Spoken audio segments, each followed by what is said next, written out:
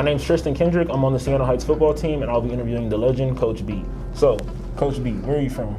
Crestline, Ohio. Tell me about that. Crestline's a little small village of about 5,000. I grew up on a farm before that, like 2 miles from there. Oh, wow. So we'd always go up there. They actually got a McDonald's. That was kind of cool back in the day, you know. So, but yeah, Crestline, Ohio. I always say Mansfield because it's a bigger town and everybody knows where Mansfield is. So. Okay, I got you. So I saw you went to Siena when you were younger. So when you were coming out of high school, like 17, 18, what made you decide that you were going to go to Siena Heights? Well, it's a story. I won't take very long, but Go ahead. I got hurt pretty bad in high school my senior year of cross country and playing barnyard football. Really? Oh yeah, and so I lost all my scholarship offers at the point. Oh, wow. So I ended up going to work in my dad's factory where he worked and my brother worked for a year and a half. And then one night I just said, that's it. I'm going to go out and I'm leaving. I'm going to college. And the Findlay University coach remembered me, so I went to Findlay College. It was at the time. And it was Pat Palmer was my coach. And when Pat left, I originally transferred to Bowling Green for a few days to run Division I. Really? I had a good year. And then Pat came up to Siena Heights from Findlay, and he said, hey, you want to go with me? And I trusted. The man gave me an opportunity, so I said, absolutely. So, yeah, so it's kind of a weird trail, but it worked out pretty good. Right. So I have to ask, so you're the head coach at Siena Heights for the track and field. Yes. So can you just tell me like the ins and outs of that? Like what's that Yeah, like? I used to coach the men and women. I was the head coach for both for about 28 years. And then I hired Coach Richards, who's been great, as my full-time assistant. And then about 8 years ago or 9 years ago, we made him the head women's coach. And I stayed with the men because I had 2 nephews coming, so I figured I better stay with them or they wouldn't like me anymore. Right. So, yeah. So that's kind of what it entails. Basically, is your everyday operations, scheduling, budgeting. And the big one's recruiting. Right. You know how that goes with football and everything, but. A lot of time and scheduling of buses now. I remember the day we used to take vans.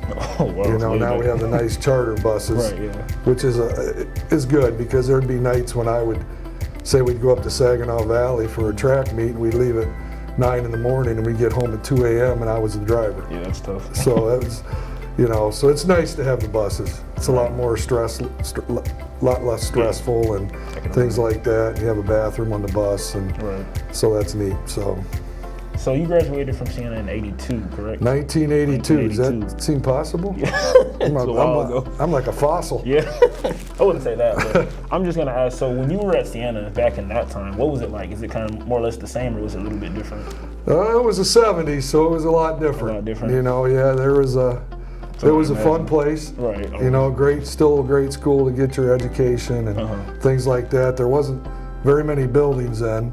Since we've added, the main ones were the ones where the sisters have theirs, and it was unique because you could, how you can go from tunnel back in the day, you could go from the dorm all the way to the end of the in a tunnel. They closed it off since once they kind of went co-ed, and got bigger. Right. Yeah. So, but Siena Heights was a great place. Had a lot of great friends that I've stayed in touch with, all my roommates and things like that, and we just had a really good time here, and they treated us well, and all our guys I went to college with are doing great in life and got great jobs and things. So Siena really gave us a stepping stone. Okay, that sounds good. Brings me to my last question. So, what would you say is the most important thing that you want your athletes to learn when they leave, Siena? I want them to be ready for their next step of life, which means I want them to be a good father, provide for their family, be a good husband, and those kind of things. And, we talk about that all the time, is that, the times are tough now. Right. And we all feel sorry for ourselves. And then I say to myself, man, I got it made. Look at all the people out there that are really struggling. And we can help and we can make a difference. But I want them to be prepared for their next step of life. Makes sense. And that's why we were pretty tough on our student athletes in the day, and that, can't be quite as tough as we used to, but it's still good and it's important because you want them to be great people and and have a great positive effect on our country and our society. And I think everybody today has that opportunity to do that. And hopefully things will get better all the way around, you know, so. All right, Coach, my last question. I'm just curious. It's just something I personally been hearing about. What's the deal with the cheese sandwich thing? I've been hearing about that forever. Well, you really want to hear the story? All right. Give it to me briefly. Okay, briefly. Yeah, it's hard for me. But back in the day when I first took over coaching, it was like 1983 or 4. I can't remember when I became the head coach at 24 years old. And yeah, coaching the guys I ran with and all that. And well, the cafeteria used to give us our meals for on the road. Right. So they would just check off your meal card. And I said, okay, well, what do we got? Well, they said, you'll see. So we got it. We got on the van, and we had 2 pieces of cheese, 2 slices of bread, a mustard packet of mustard, mayo, an apple, and a bottle of water, and really salty potato chips. And that's what we got. And so the story with the cheese sandwiches is it became kind of legendary because that's what we ate. Right. You know, and that's the things we did. And I remember the time, one of the first times we ever took the school van, it said Siena Heights College to run the Irish at Notre Dame. And we got out there and I opened up the van door and it slid all the way off.